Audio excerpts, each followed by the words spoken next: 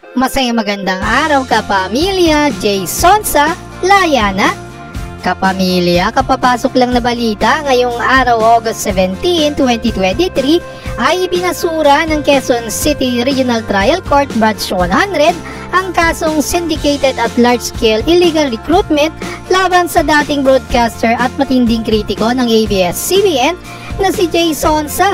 Kaya naman pala, masaya ang beshi ko. Hindi kasi sumipot sa hearing ang mga complainant sa kaso.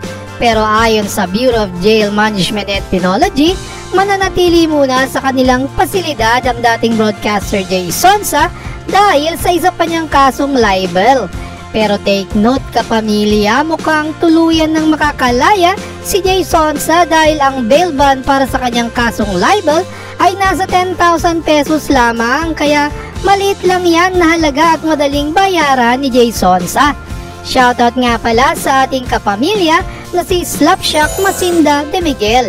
Salamat sa panunood at suporta kapamilya!